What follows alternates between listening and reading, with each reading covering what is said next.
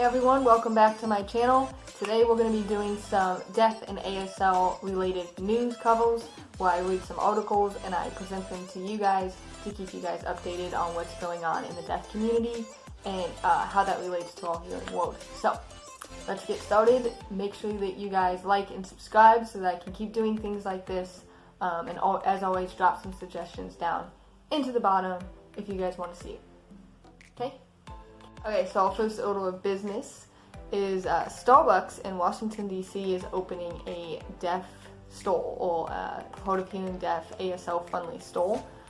And I think this is awesome. So what's cool about this is they're proposing to open a store in Washington, D.C., which is near Gallaudet University, which is a deaf inclusive college. So I like it because typically in the healing world, we dominate. The healing people dominate the overall atmosphere, and the deaf have to adjust. If you're healing and go into the Starbucks, you have to do almost the exact same things as a deaf person would in the healing world, which is to write on a notepad and things like that. Little touches that Starbucks added to this proposal that I really like is the deaf. The deaf for the hard of hearing will have aprons that spell out their names, so like Starbucks, in finger spelling, and then those who are hearing will have a pin that says, I know sign language or ASL, whatever. So that's really cool, and I think it's really cool of Starbucks to meet the need of that community near Gallaudet and kind of fit them into that community already, instead of trying to push the normal Starbucks brand, and have that community meet Starbucks. So it's really cool. Definitely a win for the deaf community. And yeah. Next one is an article that is saying that the National Deaf Society of Children or something similar to that, they did an investigation and found that 10% of the funding to deaf education is being cut, which causes more of a problem because that situation is already in disarray. So, they did a lot of cutting of specialist teachers in deaf education, and now they are finding that they're cutting funding even more so than that by 10%. So, the title of the article, it said that it was a stark reminder of deaf education. I am going to do a disclaimer here. I am not speaking on behalf of the deaf community. I just read this article, I stumbled across it, and wanted to share it with you guys. They used to treat the deaf as if they were inhuman because they couldn't communicate in the way that was available to them at the time, which was to speak or to lip read. But nobody really educated them. They just assumed they were subpar of human. It wasn't until much later when they created ASL that they started to educate the deaf community. They want to indoctrinate the deaf community into the healing community, and so they shut down these schools and they started this huge campaign to get the deaf to lip read and to vocalize, to use their voice. Even we'll go more into this history. It gets really dark. It's a really sad time.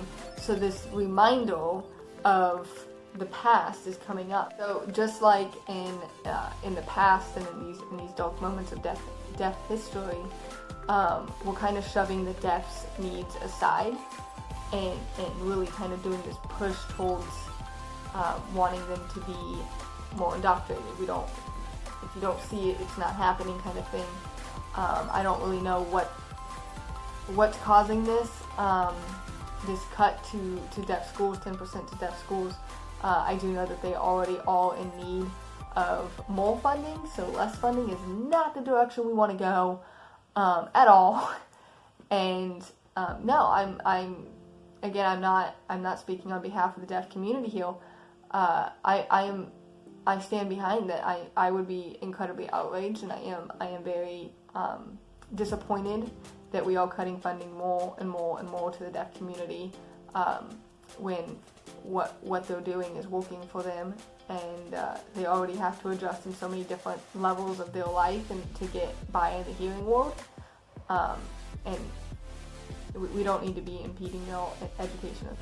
Other news, back to being happy. I'm usually happy and energetic and whatever. So I'm gonna get back to a happy place. Apple is releasing new, or I think is proposing 13 new emojis to represent people with disabilities. Some of those are deaf, and I'm gonna see if I can pull up emojis. So they have one with a hearing aid.